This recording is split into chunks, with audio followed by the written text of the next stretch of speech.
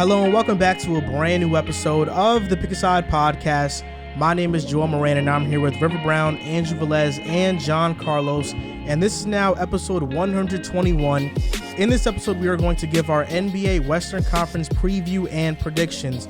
This includes talking about the additions each team made, their ceiling, floor, and our final seedings predictions. And a quick Patreon shout out to Johannes, Ruben, Brian, Ricky, E, Enzo, Matthew, Sean Solis, Sean, Rice Family, John, Sean Triplet, Burner Hoops, Cat Stevens, Ben Mack, P.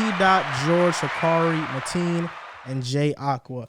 There are 3 Seans in our Patreon, which is why I had to say the last name. To save time, I cut out everybody's last name and just said their first name because we are now at 19 Patrons and we're at over $100. We're at $111 to be exact. And thank you guys so much for that. Because of that, we are going to hire an editor hopefully in the near future. And we're going to use that money from Patreon to do so.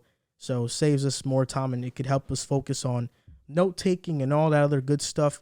Last episode, I didn't mention it too much, but JC is back on the podcast. If you're an old Pick a Side viewer, you know that he was in our first 30 episodes. You could say when we first started the podcast, OG group right here. This was the founding group of it. It all started from Twitter debates and made it on to podcast debates. High school debate. Now we're the big four. I'm Steph. You got whoever y'all want to be, Clay, Draymond, Iggy. You're Francisco Anderson. I'm not even acknowledging what you're talking about. You're just a do-it-all guy. You're loony. I'm Steph, bro. So before the episode starts, a quick question. If Chris Middleton was drafted with the 6th overall pick, let's say you have the 6th overall pick and you draft Chris Middleton, who's an all-star, maybe not an all-NBA player, but he's an all-star. Is that a good or great pick? Good or great? And a champion. And a champion. He loves to mention it. That's something D-Rose might never be, bro. Ooh. He plays for the Knicks. I was about to say, that's on you. You did that. But he's a Bulls fan. Yeah. We'll see if Steph Curry makes it. I was watching Thinking Basketball's newest video.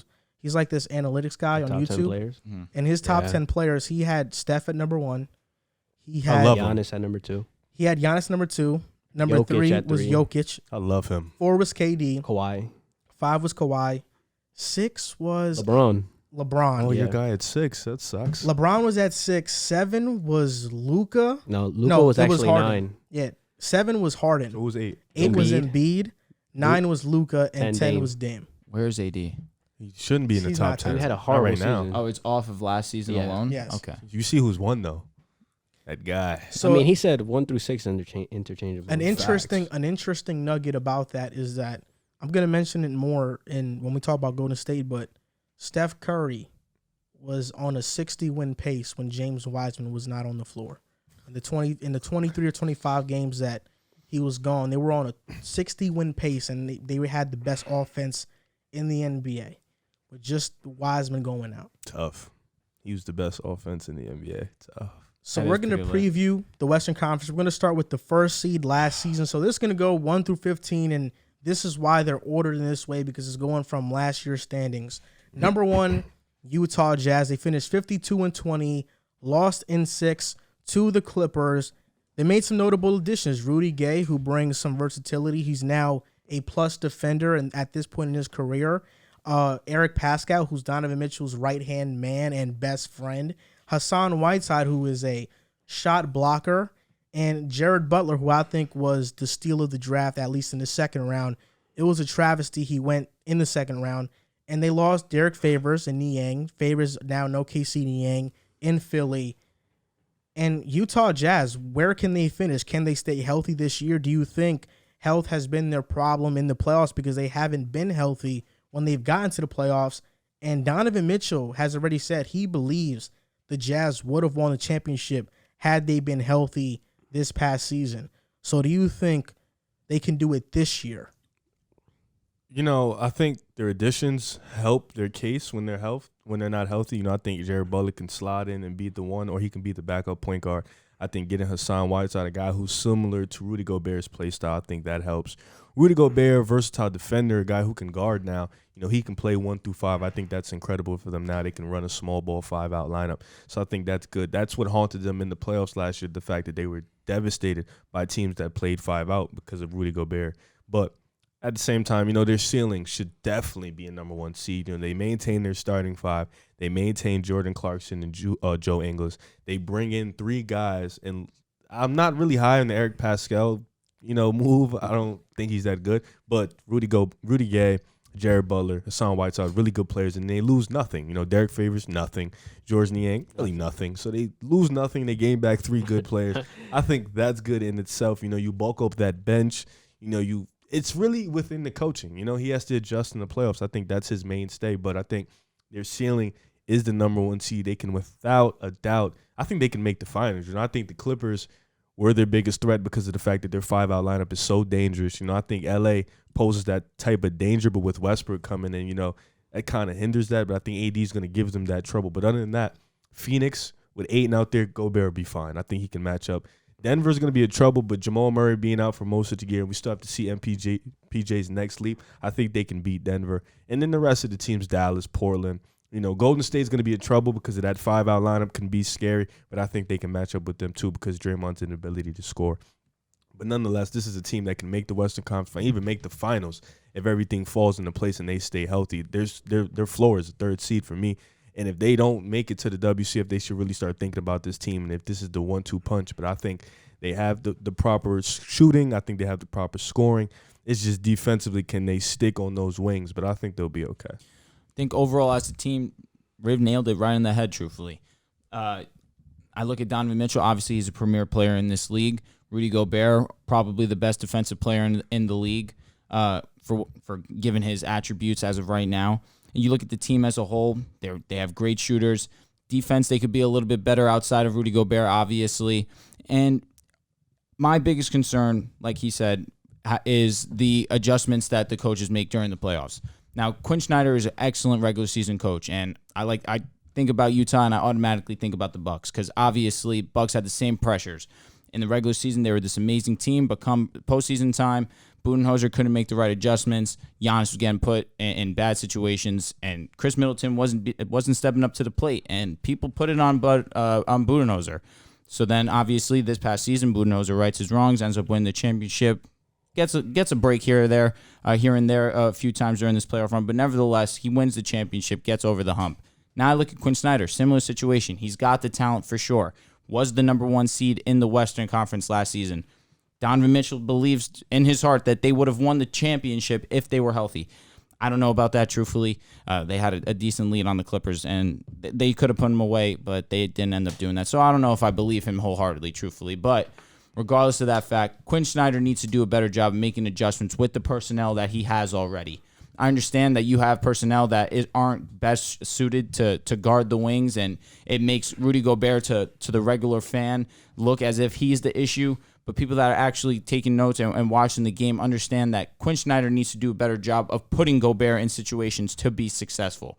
And I understand that he's limited right now with the personnel, but like you mentioned, you bring in a guy like Rudy Gay who can come in, play the small ball 5. They can do a better job of stretching the floor there. But truthfully, it gets to a point where I'm not even too sure if bringing in Rudy Gay is going to make that much of a difference, because we spoke about it a little before the show.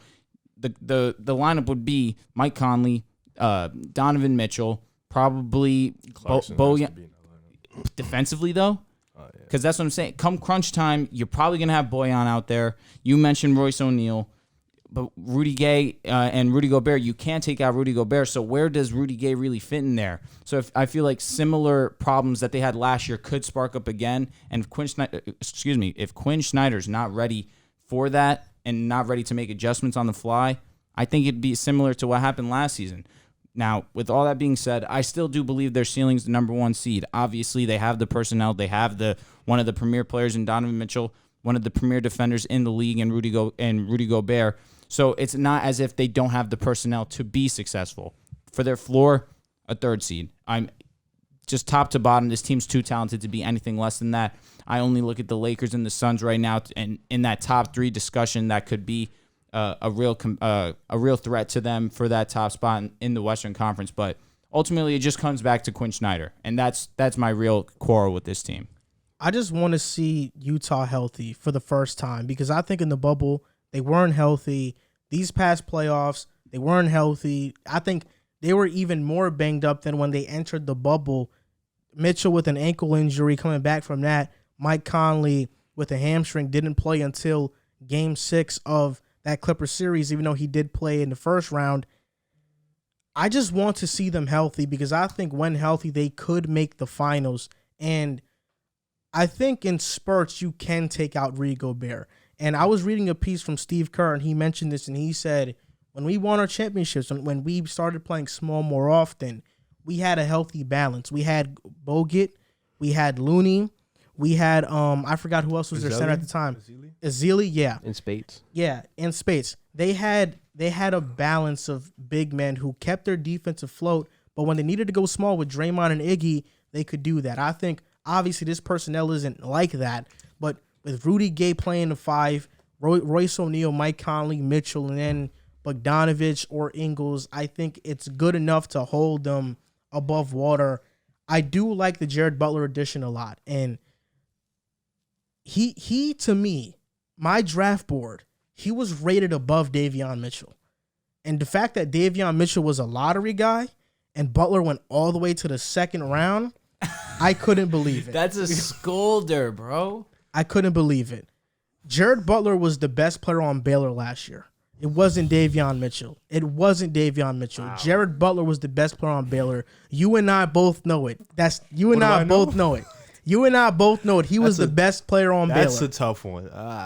He was the best player on Baylor, and I think he should have been a first rounder. He should have went in the 20s. Now that I agree with you. He should have went in the 20s. Yeah. I wouldn't even bet. I thought Atlanta was a perfect spot for him at 19, but because Jalen Johnson was there, you had to take him. But I think he can really be the Jazz's future point guard if Mike Conley, as he gets older and regresses, he can fit into that role. And I think he's ready to play right now. I've seen it in the preseason. He's looked awesome. Their ceiling is a first seed again. They can be the best team in the Western Conference. And instead of 52 wins, they can get 60 wins. Yep. And their floor is a third seed. I agree with you guys. I think they won't go any lower than that. They're just too talented. Health will only hurt them. And I know, JC, your favorite player is Donovan Mitchell. Yeah. So do you think he is capable? Your favorite guy? It's second favorite. Who put you on? You. Oh, that's real. That's real. So that's one of the young guys Red don't be hating on. I like how this Jazz team is constructed. I like the fact that their bench actually got better. I think as you go more into deeper postseason runs, I think people kind of underestimate how good of a spark off the bench can be for a team. Like you still got Jordan Clarkson. You added Hassan Whiteside. Eric Pascal was good. Yeah, he's solid. Bro. I mean, I know this guy's big on Pascal. He thinks that it's gonna. Look, he's his best friend. That's his best friend. He's so trash. Now, can we just do me a favor? Answer this question how I was saying before. What lineup changes are going to be made that are going to benefit playing a small ball lineup? Because you mentioned throwing Rudy Gay at the 5, but then you're taking Gobert off the floor. That's true, but when you go small, it's because usually other teams are going small with you. For sure, I agree. Like for example, in the Clipper series, their 5 was Batum or Morris. I think Gay can match up with both of those guys. So you guys are cool with taking Gobert off the court. You have to. But then how many times have we spoken about once they take Gobert off the floor, the defensive rating just shoots up? That's the struggle that because I'm finding right now. They never had a 5 that can do that. They never had That's a good point. A plus defender. They never had the personnel. That's why last year, I think during the trade deadline, like right before the trade deadline, I said the Jazz need to trade for PJ Tucker. No, they should trade for Dillon Brooks. That's a fact. Gives them both offense and defense, and he's pretty locked up. Like Dillon Brooks for them, that'd be crazy. He can defend at a high level. He can still score. I mean, he's a little bit inefficient. His shot selection is a little bit poor. But you get a guy. You got Jordan Clarkson already. So if you're okay with that at this point, you can bring in a guy who probably comes in. He's the best defender on your team on the perimeter. So I think that, getting a Dillon Brooks would be huge for them. So the ultimate question, I think, this is something that came to my head.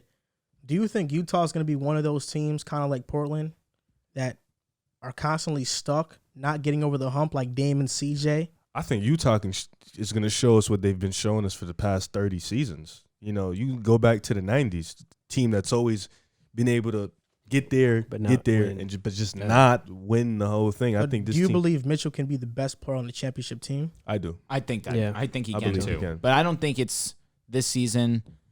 It might not even be next season. It's going to be a few years of them figuring out what's the best I think he'll win one this out. decade. I do agree think with so. you though, Riv. You're funny. I agree with Riv though, in the sense that the Los Angeles Clippers were the team that posed like the biggest threat for them, and now that their best player's out, and you don't know if he's going to play the whole season. If Utah can enter the playoffs being healthy, I think they can give LA a run for their money. I don't think they're going to beat Los Angeles. 'Cause I think Los Angeles, they had that championship experience. Bro, They've been LeBron, there. They just have say LeBron that. James. My thing is, they're going to have a healthy AD.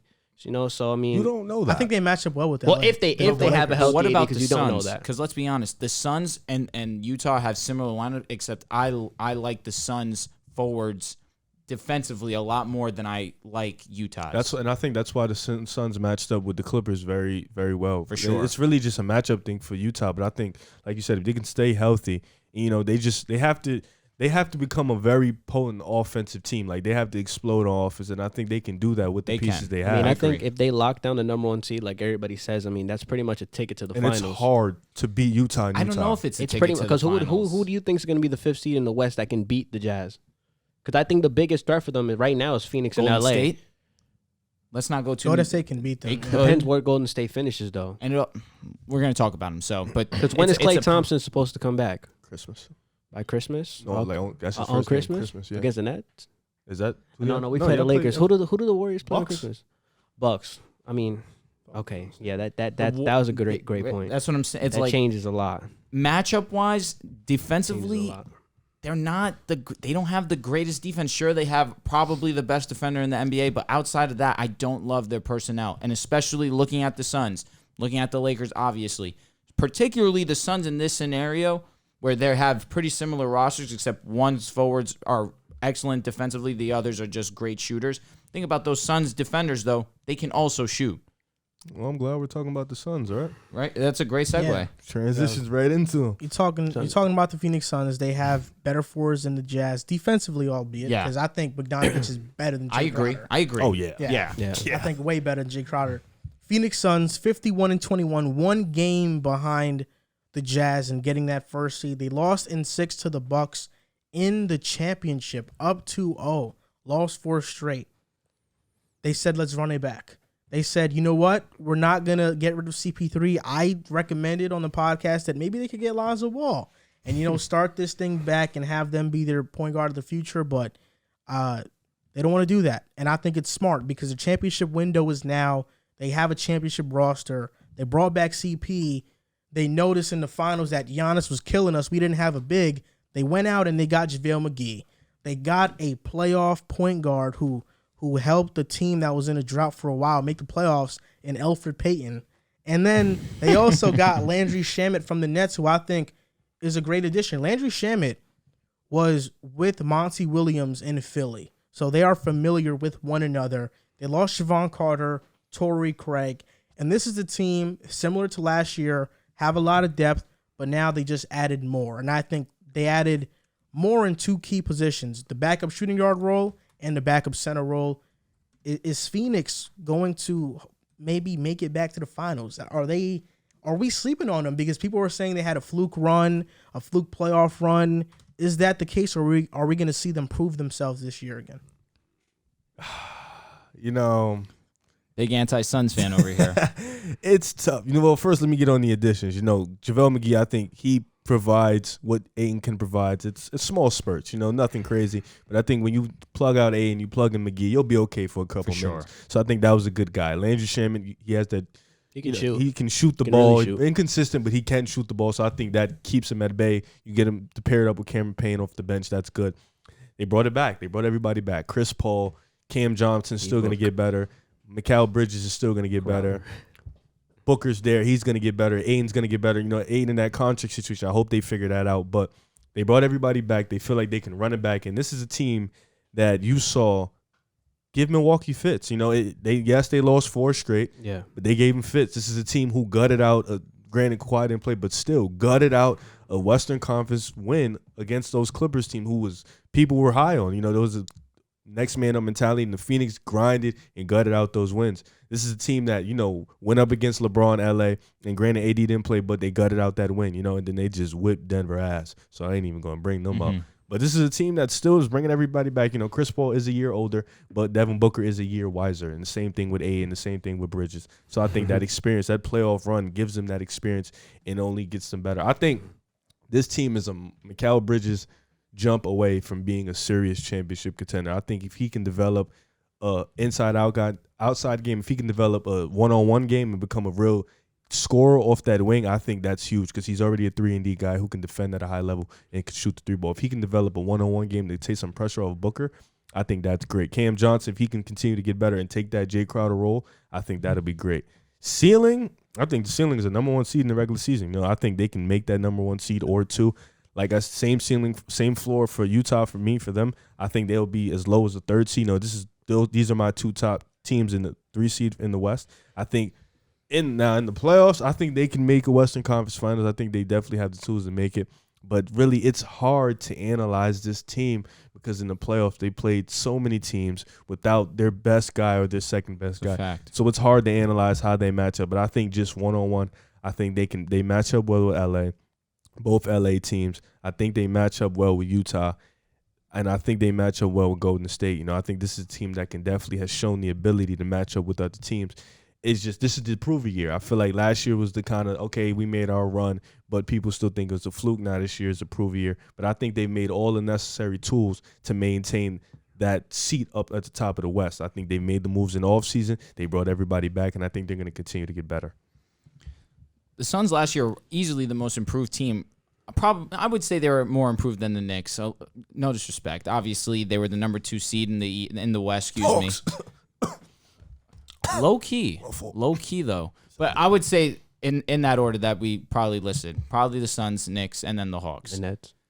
Nah, but that was expected. Like the Suns, I don't understand. Yeah, the Suns launching from what? I mean, they went 8-0 in the bubble, but then launched themselves to the number 2 seed, obviously with the addition of CP3. But a guy like CP3 can impact your franchise like that was incredible. And now we're gonna watch them, and it's gonna be now the longevity of Devin Booker, DeAndre Ayton, Mikal Bridges, Cam Johnson. This is the future of Phoenix basketball.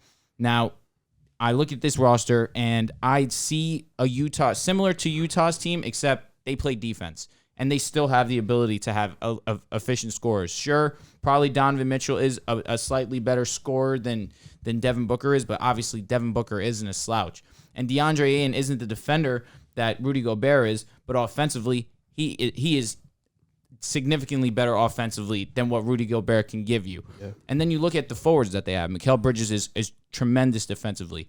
Cam Johnson's a solid defender, but mostly he has a very good shot on him that if they would have fed him a little bit more in the finals, who knows what would have happened. He was one of their hottest shooters in the finals, and they really didn't feed him that much. Jay Crowder, just a great locker room guy to have, played extremely well in the playoffs too. His jump shot was falling too, and he's just that type of guy that can hit a shot if he's wide open. And he's another one, a solid defender. I just look at this entire group of guys, and I see their ceiling being a number 1 seed in the West, like you mentioned. They have the personnel. They did it last season. They just came up short of that number 1 spot, and now they have another year together. And the playoff experience that they gain is only going to carry over into the regular season. Monty Williams is an excellent coach. I think that Budenholzer did outcoach him in the finals, but that was more so Budenholzer having just one of those performances where he actually showed, I'm not a bad coach. I'm getting disrespected too much. And Monty just had to be on the other side of that. Monty had a great series. Just Milwaukee played better. So I'm expecting Monty, again, to take this experience, carry it over into this season. Again, I do see them being a number 1 seed. Their floor for me is similar to Utah. I don't see them being lower than the 3 seed. This team is too complete for me. You mentioned the addition of JaVale McGee. You sit down DeAndre Ayton. JaVale McGee is significantly better than Frank Kaminsky coming in. Obviously, Sarge got banged up last year during the playoffs, and that was a big loss for them too. You bring in JaVale McGee, who has the playoff experience, has the ability to play defense, and at least can manage a pick and roll situation, kind of playing some kind of perimeter defense. Obviously, you don't need him to do that often, but he is capable of doing so. This team is very solid, and I do expect it to have a great season again. The Suns championship window is open right now, and they have a lot of people to prove wrong. You, in particular, River Brown Jr. The reason you were harsh on them. Oh, they proved me wrong. And I am the senior. The entire senior. all I've heard from you is that the Suns, they didn't play these teams, all this, all that. They played teams that were banged up. But you never mentioned that D-Book played with a broken nose. Because he played. You never mentioned that CP3 had COVID. That's fair. You never mentioned that CP3 had a hurt shoulder. That's fair. You didn't mention any of that. Stop bringing up the broken nose part, though. There were points where CP3 couldn't even dribble. You can tell things were off about him. They added a lot of depth. JaVale McGee versus the Suns, played better defense than Jokic when he played and was slotted in. He handled drop coverage very well. For sure. His length definitely made an impact on a CP3 at times. It was just better. Defensively, of course, because we know Jokic is a monster offensively. The Suns, to me, can make the finals once again, and I think they can win the championship. I think they can win the championship. You're going to laugh. You're going to sit there and laugh and stuff, but they can win the championship. I don't think. There were 2 games away from it, and this is the only thing that's going to hold them back from winning. If it's one thing that's going to hold Phoenix back from winning a championship, it's Chris Paul's health. It's that as the season progresses in the playoffs, hurt shoulder, now hurt wrist, gets COVID. It's just Chris Paul is one of the more unfortunate players when it comes to getting hurt in the playoffs. And if you can guarantee me that CP3 is going to stay healthy and be CP3 the entire playoffs and not have a nagging injury, I feel confident in their chances winning a championship. But because you can, because I know Chris Paul's history, because he is older, and I don't think that vegan diet is entirely helping him so much that he's not going to get hurt, I just have a tough time. And you mentioned Mikal and the leap that he can take. I don't think it's about Mikal. I think it's about Ayton. I think it's about Ayton taking that leap to live up to that number 1 overall pick. Mikal, I saw him in the preseason. He looks to be the same guy. And that's good because these guys know their role. They know where they stand. They know what they have to do. Everybody has bought in, and that's the great thing about Phoenix. But Ayton has to be that guy for Phoenix to take that next step. He wants a gigantic contract. Now's his chance to prove it. I'm sorry. Go ahead. Chris Paul, when he went out, they did win a game, though, right?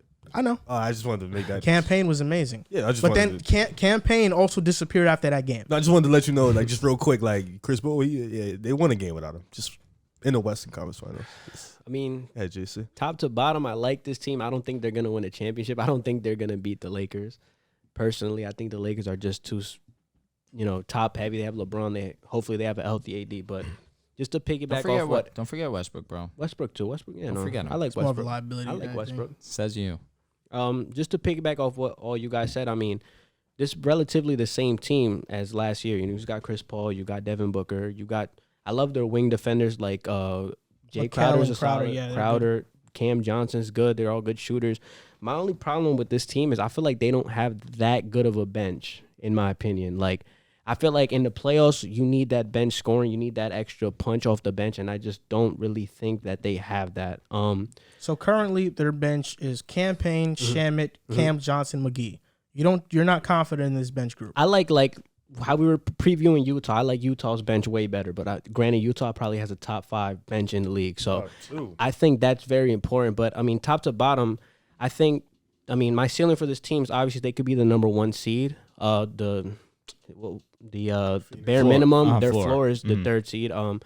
But just like what you said, I mean, Chris Paul's health is a major factor.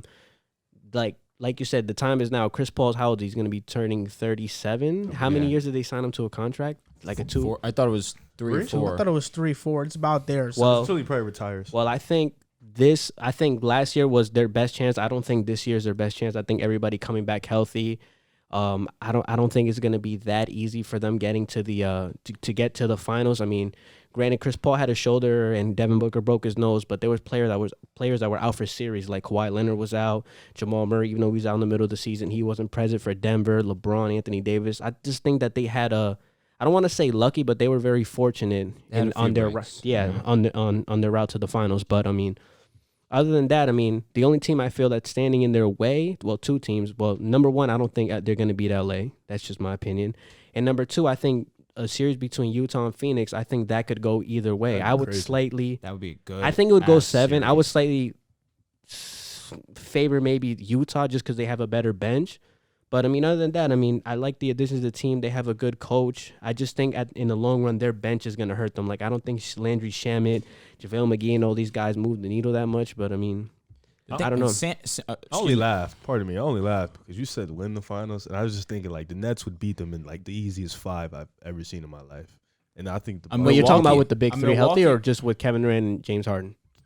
both. Both. Yeah. Easy, Yeah, easy. that's why I laughed. That's Nah, why No, they're I'm not- not saying easy like it would be easy. I'm saying take it easy. sorry. I That mean, being said, Landry Shamet, where fair, his offensive game is pretty inconsistent. His Limited. defense is pretty solid.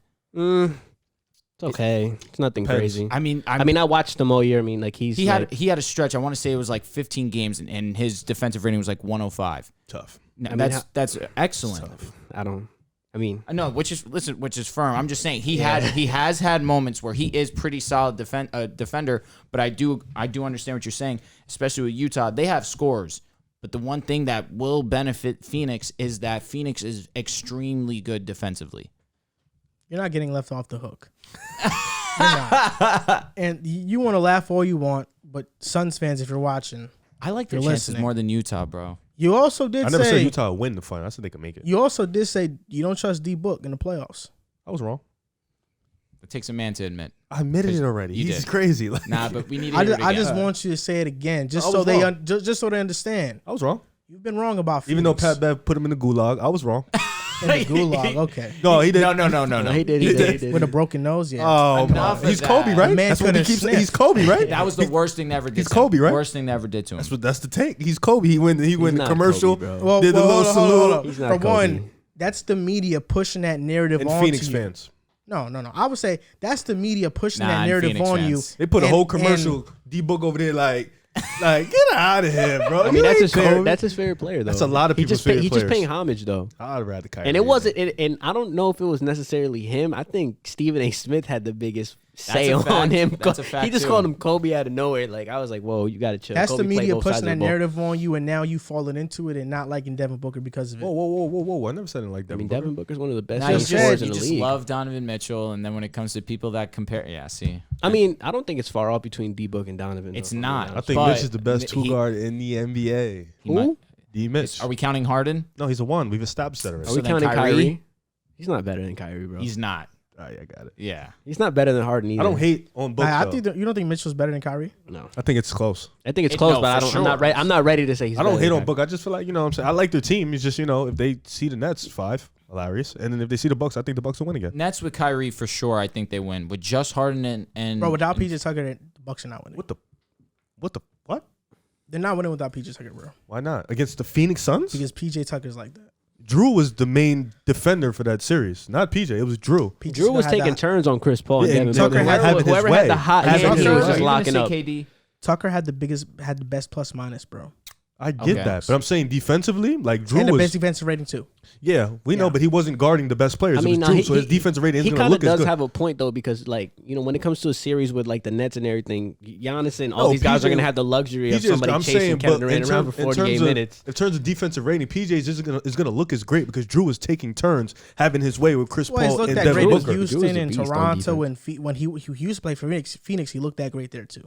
So Oh, this is really? a common theme with Well, Tucker. he looked great in Phoenix. You think so? No, he did. That Oh, was his Who? prime. Who? Tucker. PJ His Tucker. prime? He locked up Melo in Phoenix, bro. In a was like- regular season game. Okay. No, I'm saying no. There's literally a No, it's there's just, a compilation tape of Tucker I'm in sorry. Phoenix I didn't locking know up he the was. top He was. stars. We didn't hear about him. He was irrelevant until he got to Houston. That's why I was confused when he said. No, they were really I good didn't in remember. Phoenix. I didn't Nah, You remember. remember he that played. Phoenix team? That Phoenix team was good, It bro. I was remember the okay. Morris twins there.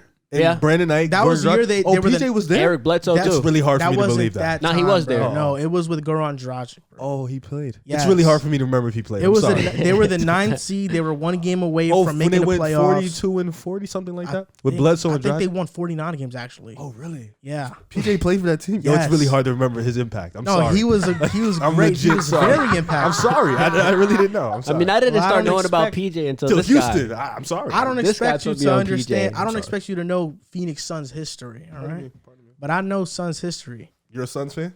I'm not. Well, Add him to part the timer. list. Add him to the list. Nah, Okay. PJ They was do on the have Suns, they though. do have similar color schemes to the Knicks, so I always root That's for fair. that. Okay. Orange, yeah, I like that. PJ. So that's your West guys. That's what you rocking with? I like the Suns, yeah. You know, I like Chris Paul. That's my Facts, guy. facts. I do. You know, do. so- That's just, I give you that. You do. Yeah, I mean, you do like Chris Paul. Riv, how do you feel about this team scoring punch off the bench, Phoenix? Like, do you think it's there? I bro? like don't- Cameron Payne. We have to wait and see. He played with us, so I know him. So I like him. Yeah, Though. he had a good. I like he Cam played- Johnson he a played lot. well. Cam Johnson's good. He just How has to take that step. I think they have a solid bench, though. I think Cam Johnson, Cameron Payne. I think they have a lot of shooting off the Was bench. Cam Johnson a good pick for the 11th pick? Nah. I mean, he's pretty old. yes. He was pretty old. He's 25 right now. I mean, No, He got drafted last year. which is Yeah. I'm fine with. No, he didn't. 2 years He did. ago. It was last year. He was a Last 20 year was he his was, rookie he was year. a 23-year-old rookie, bro. Last The one- bubble was his rookie year. Yeah. Damn. I mean, 25 already? I just don't see the scoring punch off this bench. I don't think they I need like to. it, honestly. I I do. like- I like. I They like have a it lot too. of shooting on the bench. We'll see when come playoff time. You got That's a Cam fact. Payne, you got We're gonna see. Landry, you got Cam Johnson. But come, Eh, Jay you Crowder just isn't name starting shooters. either, right? No, Jay will start. So then what's up with Mikal? He's starting He'll as start well. to Yeah. 3. Jay at the 4. Okay, that makes Yeah. a lot of sense. They definitely It's a added good guard lineup, depth. though. And a team that is losing some guard depth and trying to make up for it is Denver. Yep. With the loss of Jamal Murray, ACL injury, hopefully he recovers soon. There's no timetable for his return, so nobody knows when he is coming back. The Nuggets were 47-25 last year. He may They miss lost the season. in 4 to Phoenix, a clean sweep. Chris Paul was dominating Jokic in the drop coverage, but they added some guys. Well, 2 specifically Jeff Green. that were huge. Uncle Jeff. Jeff Green, Uncle Jeff, yes, and Nashawn Highland, Bones Highland, Tough. Busy Bones, who is a The phenomenal next Jamal player. Crawford. It's my guy. They lost JaVale McGee though, but this year I like Denver, man. Nashawn Highland, You like everybody. I do, man. I Timers, I don't have any hate in my heart. Only for some teams like Atlanta, and the Bulls too. My question is Nashawn Highland going to play over Campazzo and Austin Rivers? Could he win the starting job over Will Barton or Monte Morris? I think these questions are up in the air. I think Nashawn Highland has an extremely high ceiling because he's such an effective shooter. He reminds me a lot of Emmanuel Quickley, but I think he's a little bit more advanced than Quickley in terms of I think he has more speed and agility than Quickley. He can get to his spots better. Nashawn Highland is somebody that I was reading on Twitter about, and some people brought up the idea of maybe he can get that starting spot, and now that can be their starting backcourt, Murray and Nashawn Highland, and give them that ultimate spacing. And I thought that doesn't sound like too bad of an idea, but with Campazzo and Rivers, who knows if he's going to get that type of leeway. Jeff Green pretty much replaces Paul Millsap and what he brought to Denver. And I think for Denver this year, for them to have a really successful season, it's about Michael Porter Jr. breaking out into a star. Yeah. He has an All-NBA incentive in his contract to get that $200 million. If he doesn't make an All-NBA team, he's not going to get that $200 million. So he's definitely going to come out to play. But I'm going to say this. Denver, their expectations should not be to win a championship or even make the Western Conference Finals. This is not the year, and it's too much to ask because we all know for them to do that, Jamal Murray has to be healthy. It's too much to ask of Denver for Jamal Murray to come back from an ACL injury and all of a sudden elevate them while he's trying to play his way back into shape and trusting his knee again. That's way too much to ask of Jamal Murray. Because of that, this is not the year for Denver. I do want to see an MPJ breakout. I do want to see Nashawn Highland get better, but this year's not the year for Denver. I don't think they'll be very good. In terms of the top teams in the West, I don't see that. Their ceiling for me is a 4 seed. Their floor is a 6 seed just because Jokic elevates them that much. But I am leaning more towards them being a 6 seed than a 4 seed. And Mike Malone has said Jamal Murray will come back when he's ready. No timetable yet. This could be a while. This is a process. You mentioned Bones. I like Bones. I watched him a lot in raps. college. Yeah, I Listen to know. his music? Yeah, it's not that good. I watched him a lot in college. He was a bucket. So I think VCU. him being a starter, it's gonna be tough. Because that backcourt, you're giving up a lot on defense, but you're scoring a lot. I think Denver, when they played Phoenix, not only did they have a Jokic defensive problem, but I think they had a production problem from their backcourt. Morris Rivers, Campazzo, they couldn't really do anything on offense or defense. They didn't show up. And I think bringing in Bones was good. You know, it was a good draft. You bring in another guy. Campazzo is not a starting guard in the NBA. He's not. I don't think Morris is. I think Morris is a backup point guard, a really good one, but I think he's a backup. They need Jamal Murray. I think you laugh. I think right now, it's true. Like you said, you know, this year is just let's see what MPJ is year. You know, let's see him. I think no Jamal Murray. It's going to be tough for them to compete with teams like LA, like Utah, like Phoenix. You know, they're going to need Jamal. Playoff Jamal, people love to say they're going to need him for those type of series. So this year is just let's see if MPJ can be that guy. Because I feel like if MPJ can be the second best player to Jokic, I think this team, it really opens up the window for this team to win the championship. But nonetheless, losing Millsap, I think signing Aaron Gordon for the price was right because I feel like Denver doesn't bring in much free agents. So I think keeping him is good. He's still young. He's 25, 26 years old. So he's still relatively young. And he you know, he's a good defender. He's showed he's a really good defender. Good. And he plays well next to Jokic. MPJ locking him up. You get your big three now, Jamal, MPJ, Jokic. You just got to lock up Jokic for a little bit more years, but you got your big three core. Will Barton, I want to see him healthy. You know, he was banged up last year. I feel like him coming off the bench and bringing that scoring punch along with Bones, along with Morris, I think that's huge. That would be good if Jamal Murray was starting. This is a really good team if Jamal Murray is healthy. But right now, my ceiling for them, like you said, 4th seed.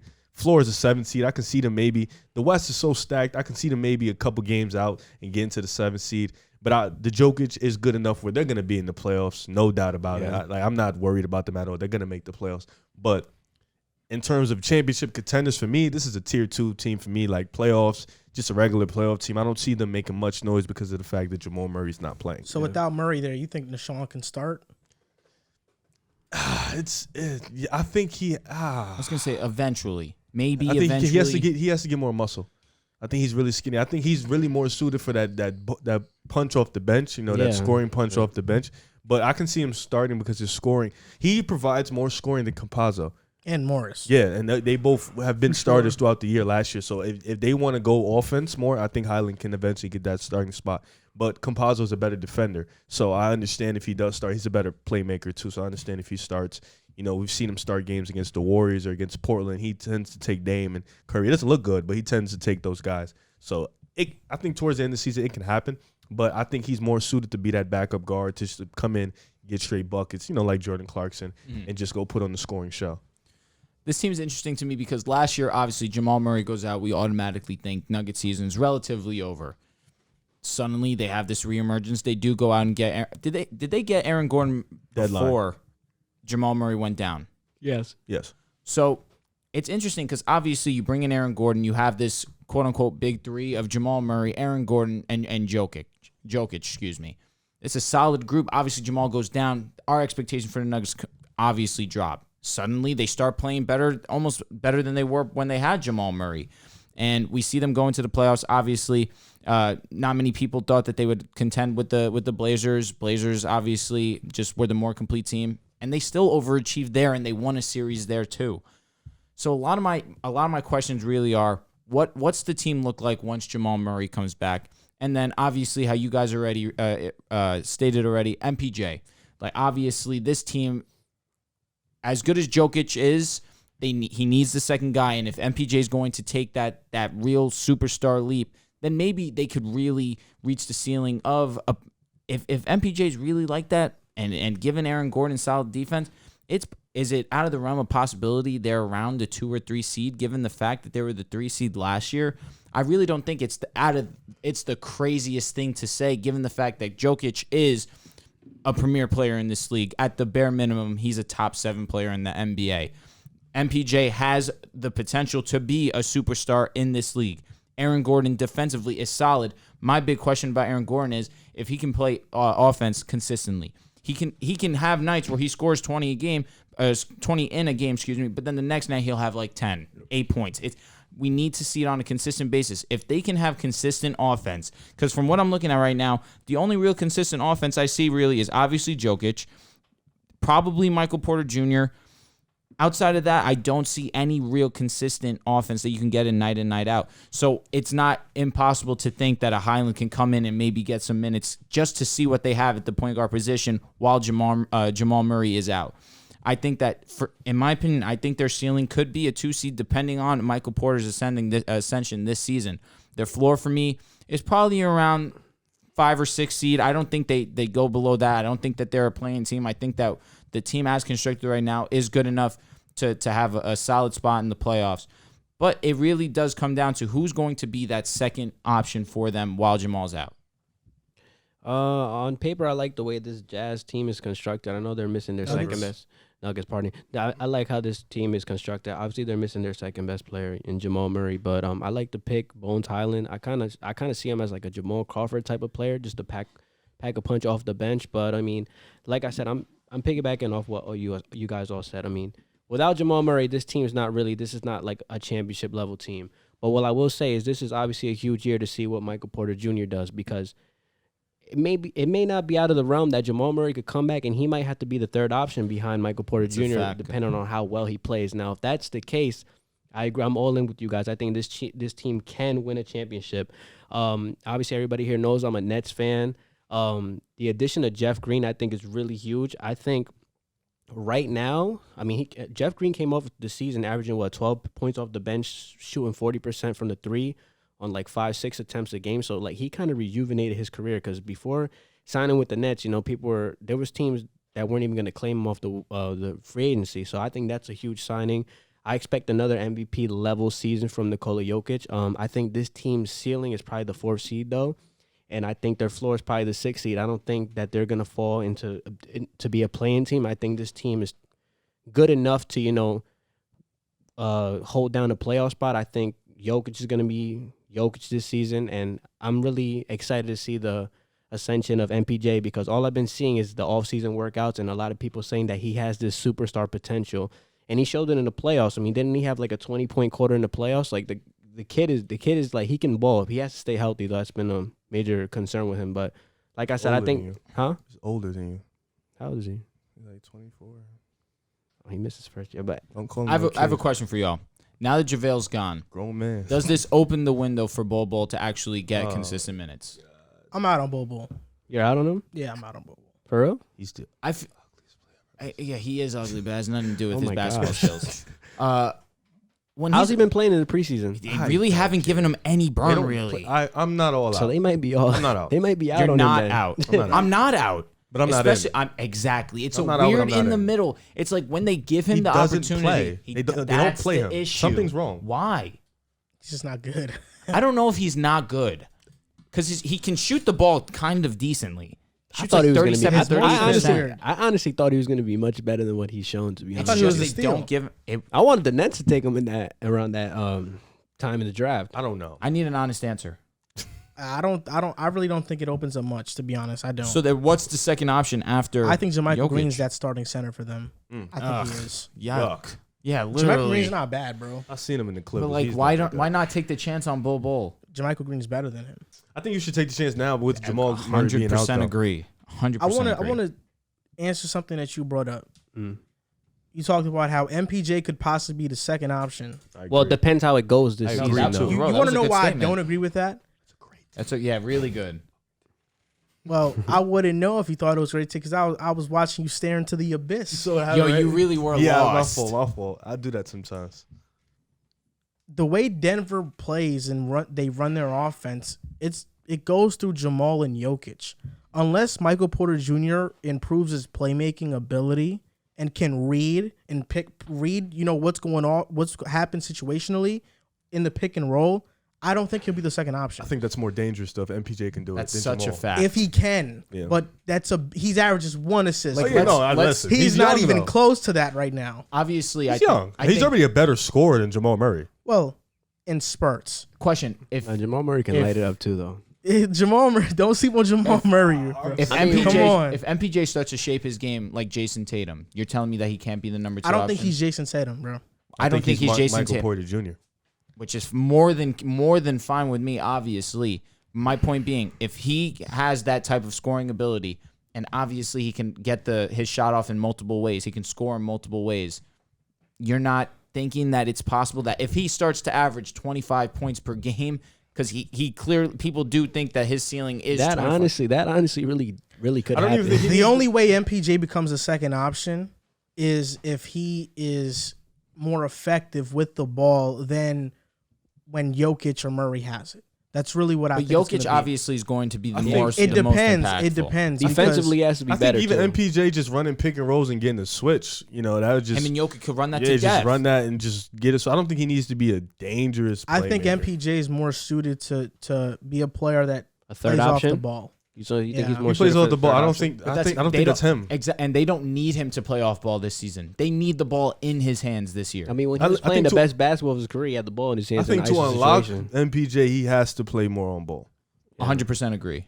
He But I can just play on ball. don't see him becoming a second option, even if he takes this leap, because I think So their offense is ran through I Murray feel like I'm and starting Jokic. to. Levine, when he first came in, was he more of an off-ball scorer? Off-ball. Yeah. And what But happened Levine once always he came had to that Chicago? ability, though. But it's not like MPJ doesn't. No, I'm saying like at UCLA, Levine had the ball in his hands, Mhm. and in the NBA, he didn't have it because he was playing behind Wiggins. He's off the bench. Yeah, they had And Cat. they had to ease him in to the NBA. But MPJ, I just think he's more suited to be an off the ball player, and that's not a bad thing. It isn't a bad thing, but I just think that I if just don't. he has I this don't think clause- I don't think he's Tatum, bro. I don't. No, listen. I think Tatum's in a class. Look, I just say Tatum's a superstar. in terms of potential, like low key borderline top 10 too. But Yeah, in he terms of trying to shape his game as the way that Tatum does, as the way that Tatum approaches the game. So you want him That- to be ISO heavy like Tatum? I mean, that's, he's gonna have that's the- opportunities. It's a bit this year, different though. because when That's I the when way I he see opens the door when to I the number see 2 spot. Jason Tatum, he just has such a great handle for his size. 100%. I don't Yeah. think MPJ has a great handle. Not to the I think level of it's- Tatum. It's Yeah, manageable. no, for sure. If Jamal Murray is the second best player, they don't win a championship. Mm-mm. It depends, bro. No, I'm like It depends. It does I'm with depend you. for me. I'm No, with you. I think It it can really- still happen. No, I don't think it depends. For me. Jokic's I defense think- is I not don't good think- enough to win a I don't championship. think Jamal Murray will ever be what you think he'll be. I think he'll just be what he is. What do you think right now. he'll be? What do you think I think he'll be? I think you think he'll be a superstar. I think he can literally be a top 15, 18 player in the league. I don't think he can be. I that. think he MPJ? can You don't think he can be a top 18 Murray. player? I'm asking. No, I don't think so. MPJ For can real? be around there. But what I really want to see from MPJ this year, of course, because Murray is out, I want you to take an extra load offensively. But what I really want him to become, and if I'm a Nuggets fan, I want him to become this too, become a lockdown defender. Definitely has the tools. If Now he you're can, asking for a lot. and you don't think me asking for playmaking is more? I think him being a defender is more reasonable than him becoming Yeah, a playmaker. You it see is, his it is. body and the way he moves and how slow he is. I don't know if he has can a do length. it. Yeah, but he's slow. He's kind of, no offense, but he's dumb on defense. I mean, but want those to are things see- you can teach, though. I Can't want teach to. dumb. But you can. Watching dumb, you're film and dumb. correcting your mistakes. No, you can teach that. I understand what he's saying, You but I can also definitely understand what you're definitely saying. teach dumb. You I can feel like teach them. if that's the case, hard. JaVale McGee would have got taught a long time ago. JaVale McGee's not a bad player, bro. Exactly. Come That was a on. bad one to That's say. a No, bad because one. he's I was with you. his narrative from him has always been he isn't that smart. IQ, watch and that's too why. much Shaq and And the that's Fool. no, I don't watch it at all actually. And that's why he's always haven't been playing a lot of minutes because IQ wise he isn't smartest on Then defense. he did get smart.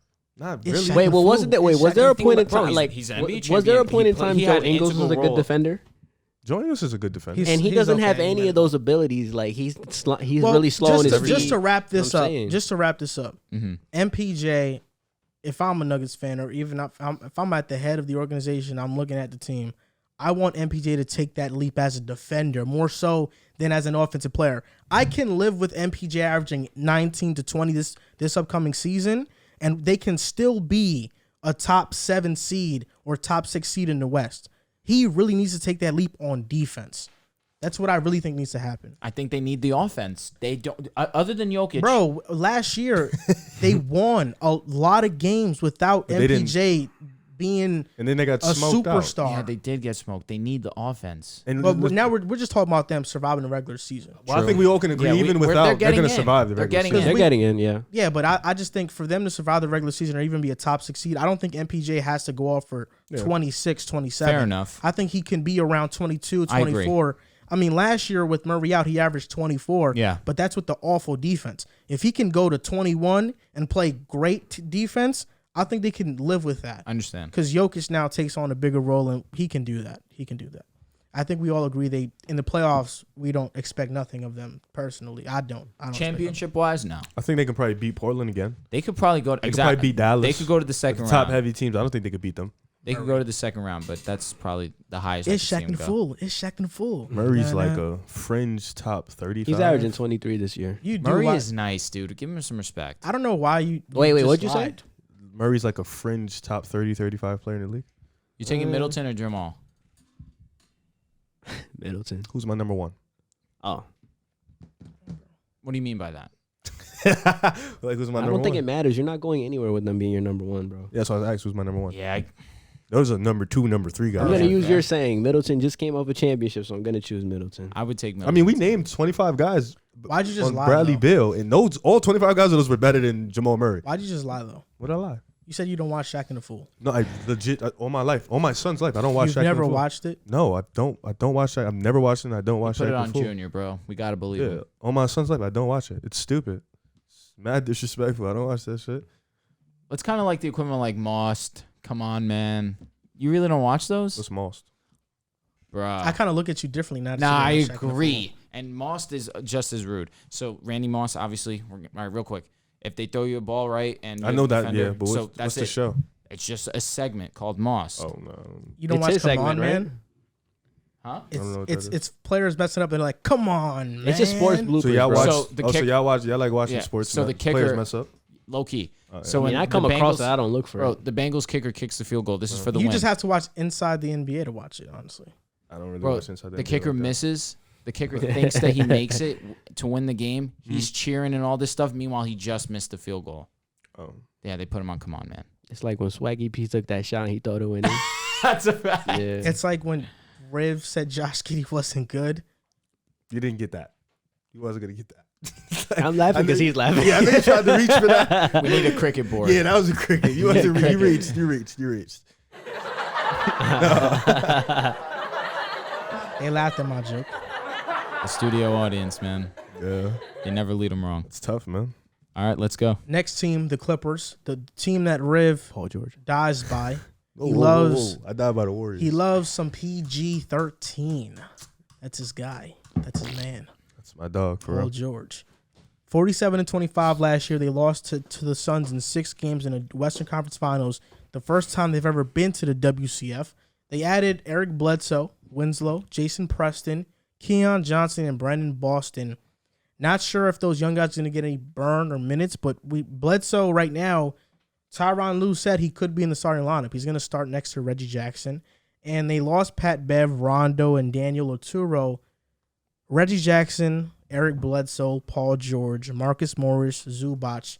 How does that starting lineup sound to you? Morris not starting. Hmm? Batum starting. Batum starting? Okay. So swap out Morris with Batum. How does that starting lineup sound to you? Sounds like the 7th seed. A playing team? Yeah. They're a playing team, Riv? You think you agree with that assessment? Why you just? Because no, that's your team. You're defending them now. Yeah, I'm all right. It's not time. All right. It's not you put my me on turn. the spot. It's not my turn. I defended the Suns and I defended my team. So now you defend yours. This is your team, the Clippers. These are I your get guys. it, bro. I get it. Steve Ballmer. Nah, you know, He'd be mad happy. it's crazy because we saw a team when Kawhi went down get resilient. You know, next man up mentality. Ty Lue instilled that heart in his team, and then they went out. They fought with Suns, and they were a DeAndre and Dunk, Paul George choke away from really possibly taking that series. You know, I thought that series was definitely in their hands. But looking at this team this year, they didn't. Aside from Pat Bev, they didn't lose anything. Rondo was a disappointment for them. Daniel Oturu don't play. So, you know, you lose a guy who don't play. You and get another Bledsoe.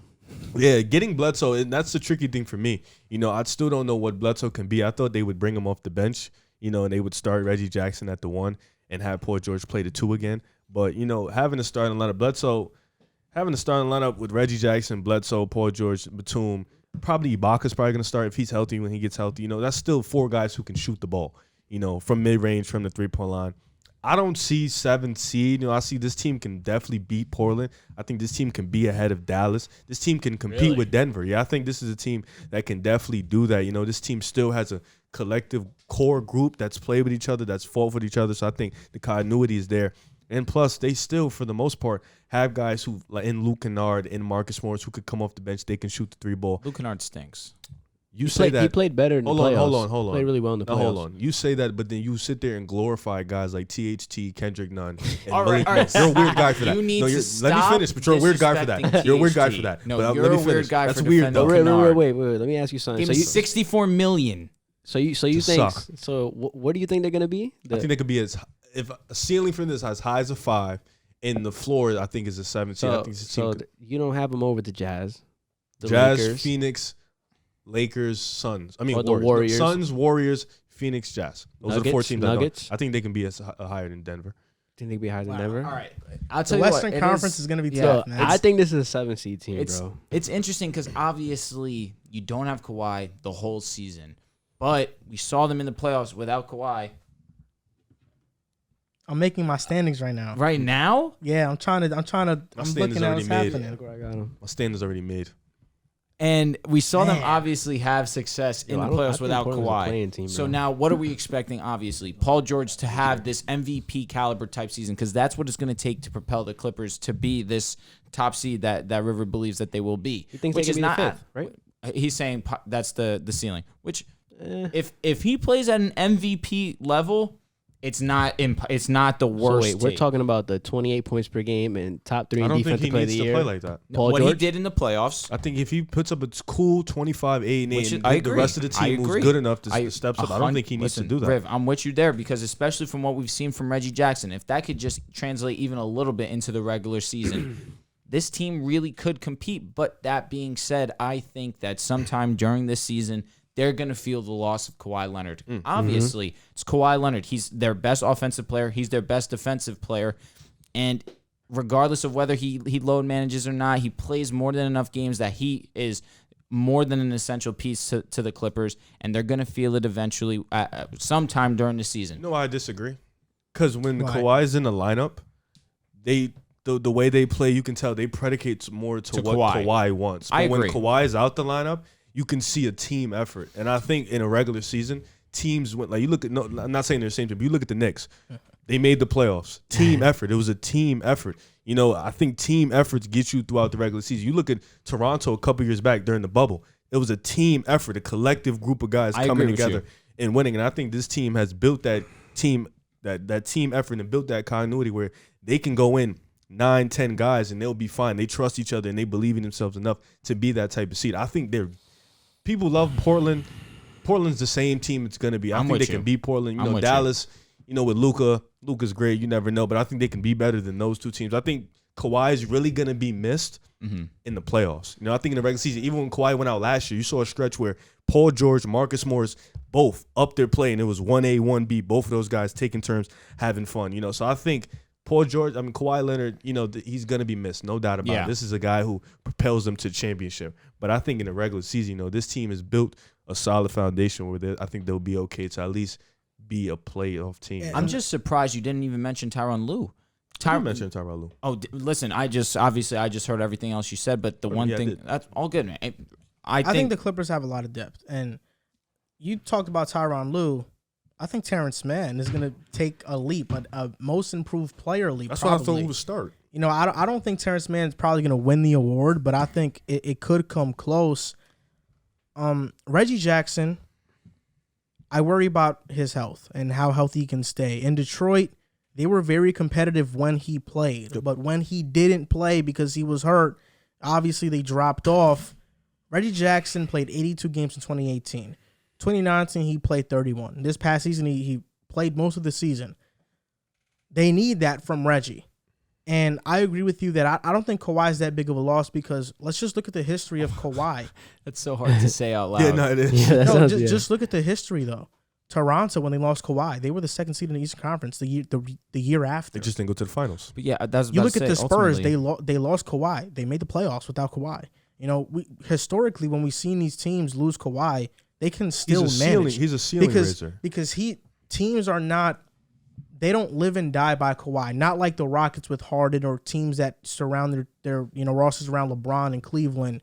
Harden leaves Houston. They get the second overall pick. LeBron leaves the Cavs.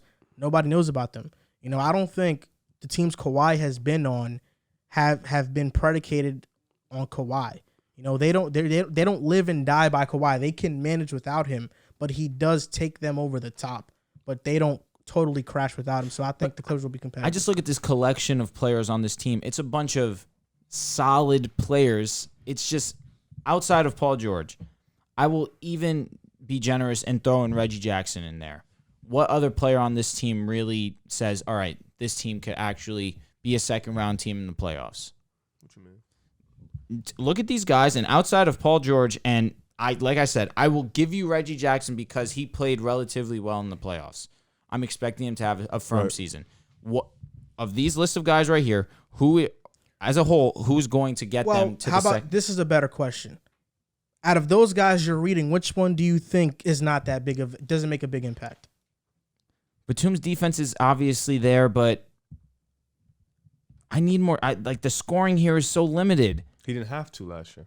But that's exactly what I'm saying. The scoring here is limited because you're going to have Paul George tweak every single night for the points to be there. Reggie Jackson's going to have to average 22. You think? I think Paul George has to average at minimum 26. Exactly. You guys think so for real? I think he could be 24. They'll be fine. The only thing is do you believe that their defense is going to be one of the top ones in the league? It'll be a top 10 defense. Well, then if that's the case, then obviously I guess then I understand your non-concern for personnel. I'm not concerned because they're the top 3 shooting team in the NBA. That's why I'm not concerned. I mean, Reggie's going to give you 15. Yes, that's safe. Bledsoe is going to give you 13 to 13. Morris 15 is starting. inconsistent. Yeah, but Morris is going to average that. I've seen him average 20 on the Knicks. Morris plays better when Kawhi is not in the And then the lack of bigs, truthfully, like Zubac is not good. Ibaka, his health is questionable. Zubac is good. Zubac is good. He plays like 20 minutes. Zubac is not. I mean, he was a liability in the playoffs. They played small. That's why. But they couldn't play him. He was unplayable. It depends on who. But teams, that's why teams have to have the balance. Like Clippers have the balance of having big men like Zubac and then Ibaka, but then they can also go extremely small and have Morris or Batum be at the 5. I agree, and that's where I think Tyronn Lue makes a difference because obviously his adjustments are solid. But if a team is going to play, if the team has the personnel that can space the floor on the Clippers, like a Suns team like we saw, like a Lakers team obviously with Anthony Davis, they're going to come into some trouble. Zubac's not going to be able to bang with those guys. Ibaka can though. Ibaka, he probably can, but his health is an issue for me. Yep. Just last season, though, he was not healthy. But I think, you look at the Clippers, right?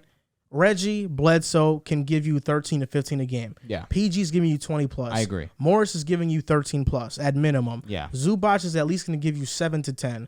Man, I think now with an increased role is going to give you 10 at least. Batum gives you 10 at least. Ibaka gives you 10 at least. And Luke Kennard gives you 10 at least with the proper minutes. I think all these guys are capable of filling in roles. Mm-hmm. And I don't think they're a top seed in the West. I don't think they're a top 5 seed. Yeah. But I think they can be a 6, 7 seed in the West, a play-in team without Kawhi. I was going to say my floor is the play-in. I don't think that they drop below that for sure because obviously we saw them have success. But I do have my concerns come playoff time. Well, come playoff time, Kawhi will be here. Is he going to play? He's not out for the year. He's ahead of schedule. No, it's a partial tear. It's a partial tear. Yeah, Kawhi is not out for the but year. They need to. If they rush him back and he gets hurt, the Clippers are going to be punching themselves. They're not going to rush him back. They said they're not going to rush him back, but he's ahead of schedule. So if that's the case, he still should not return. I don't know. Well, it depends on by when. It depends on you have to look at the matchup. Torn ACL and it happened at the end of this last. It was partial. It's partial. I understand. It's like what Dinwiddie had basically. But it depends because Dinwiddie missed the whole season, didn't he? He could have came back for the playoffs though. Partial tears are a bit tricky because depending on how surgery goes, you can be out that entire year or it's not a big problem. In Kawhi's case, it wasn't a big problem. That's fortunate. So he'll be back. I don't know when it's going to be by, probably after the All-Star break, maybe like 10, 15 games before the playoffs. See, I didn't know that. But they'll have him. They'll have him for the playoffs. Okay, all right. They'll have him for the playoffs. I think their ceiling is a 5th seed. I think their floor is like a 7th. I think they're right in that crop with Portland, Denver, and Dallas. They're right there, just playoff teams. They're going to be jockeying for those 5th to 8th spots. It's going to be those 4 just fighting for it. But I think they're right there in that same collective with those teams. Yeah, for me, I think their ceiling is a 5th seed and their floor is a play-in. They beat the Dallas Mavericks last year in the playoffs. It took them 7 games to do it. Dallas was right there. They had a 2-0 lead over them. Dallas 42-30. They added Sterling Brown, Reggie Bullock, Moses Brown. Not many guys that kind of move the needle for them. But Reggie Bullock, I guess, is a solid addition. Hopefully Moses Brown gets some minutes. They don't have Josh Richardson anymore. He sucks. I mean, how much better did Dallas get? Did they get any better? Or are they going to move up in the standings? Are they too Luka reliant? How's Jason Kidd going to do? There's a lot of question marks with the Mavericks right now. And I think Luka Doncic's heliocentrism is going to catch up with him sooner rather than later. He's a heck of a player. I think his stats kind of tell a different story because his stats are amazing. We can put up those stats with any player in the NBA, but I think because he dominates the ball so much, those stats are a bit inflated. He, the past couple of years, has had the biggest offensive load by far in the NBA. I'm not sure how stars are going to want to play with him because of that. Is Porzingis going to get casted out of the offense again? Is he going to get a bigger load on offense now? There are a lot of question marks. Are they going to get along? How is Jason Kidd going to be? The Mavericks have so many question marks. Because of Luka, I can't say they're not going to make the playoffs, but I'm not high on them at all. I'm not high on them in the playoffs. I'm not high on them in the regular season. I think their floor is a play-in team because of Luka. I think ceiling because of Luka and hoping KP can maybe be what he was in New York. Their ceiling's a 5th seed. But this team doesn't move the needle for me. They made no moves in the offseason for me to really believe in them as a team. Yeah, I agree. This is a pretty simple preview because this team didn't really do much. Yeah. They got a new coach, Jason Kidd. We'll wait and see on that. He's decided to move Porzingis to the 4, which means they're playing big. We'll wait and see on that. Teams that play big, this is a league that's trending in the small ball era. They're trending towards that way. So playing big, we'll see about that. They picked up Reggie Bullock to assure that Luka will still have the ball all game. So we'll see about that. This is a team that just keeps going backwards. And the team that goes backwards doesn't really do too much. Now, with Luka, he is a superstar in the NBA. He is one of the best players in the league. So that with that respect, their ceiling for me is a 5th seed. I think they can make the 5th seed. Their floor for me is a play-in team. I think Luka is that great where he will at least have them in the play-in. Whether he wins or loses, that's to be decided, but he'll at least have them in the play-in. But I think this team made no real adjustments. You've re-signed Tim Hardaway Jr., who was balling in the playoffs. I think that was good, but had to. It's weird because Luka's one of those players, but I don't know if he wants to play with a number superstar because I feel like he loves to have the ball and make all the decisions. And it's a weird thing. I don't know what player would go to Dallas and would decide to share the ball because they feel like they might be averted to a spot-up shooter. Kind of the same with the LeBron situation when Kevin Love was turned into a spot-up shooter. It's a weird, tricky thing. But if Luka can find his Kyrie or his D-Wade, I think he'll blossom and they'll definitely make it to the top. But they did nothing in the offseason. They did nothing in the draft for me to really have an opinion. They picked up Reggie Bullock. That was their best pickup. He can shoot the 3 ball. Oh, that's incredible. He sucks. I'm dead. But yeah, they picked up Reggie, who's a really strong 3-point shooter. But this 5th seed ceiling, floor, play-in. I think you're being generous. I think 5th seed is. They made the 5th seed last year. Yeah, I think you're being generous, bro. Well, the Warriors are back, being healthy. The Warriors are having the top 4. I think they're gonna be 6. Who? I think that's their ceiling is 6 seed. Who? Dallas. Oh, you're one below me. That's the difference, though. I got to hear your standings Would first. you rather at the play end. Phoenix or would you rather play another? Who's your 4th? I didn't tell you yet. I'll tell you Depends later. on your 4th, though. Yeah. I don't like Dallas. I just think it's over. Porzingis should have been traded. They just need another guy. But They will might Luka get be bounced another out in guy? the first again this year. So, all right, regardless, I believe What do you that believe? since they didn't make any moves this offseason, I can understand why people will believe, obviously they didn't get better. The team's not going to, none of these moves are moving the needle for them. I do believe they figured this offseason was okay. The players available, they were okay players that were available. I think next season when Beal becomes available, when Levine becomes available, when Kyrie, Harden, all off these contracts, I think they realize we have one of the more appetizing players to come play with in terms of Luka Doncic, and players are going to contemplate wanting to come team up with him. So I'm not completely upset at the Mavericks from not making a move this offseason. I think it makes sense. But since we're projecting about this season, I can understand where people would have some worries. I do firmly believe that I'm not worried. I'm not concerned about Luka. You had a whole slew of questions about this team. My biggest question is Kristaps Porzingis. If Kristaps Porzingis can find a way to find a role in this offense, they definitely could be better than what they were last season. And even with all the drama that had gone down between Rick Carlisle and Luka Doncic that we didn't find out until the end of the season, and the way that Kristaps Porzingis really didn't have a stern role in the rotation or with the starting lineup or in the offense itself, they still were a 5th seed because Luka Doncic is that good. So their ceiling to me, with Luka only getting better with each year that he's been in the league, their ceiling for me would be one better, the 4th seed. As Luka just continues to get better, I think that it's not out of the realm of possibility that he still manages to rally these guys together, to find a way to get Kristaps Porzingis involved into the lineup, actually have an effect on the in terms of scoring the basketball, consistent scoring of the basketball, because that's ultimately what the Mavericks brought in Kristaps Porzingis to do, to be that sidekick to Luka Doncic and for them to be a duo for years. We saw it briefly in the bubble where Kristaps Porzingis had the Clippers in hell to a degree. Then once he went out, Mavericks really didn't have a chance. The year after that, Mavericks went 7 with the Clippers, with Kristaps Porzingis really being a whatever type guy for them. If he can find a consistent role, and with obviously Tim Hardaway being on the squad, Jalen Brunson's he proved to be a really firm backup point guard.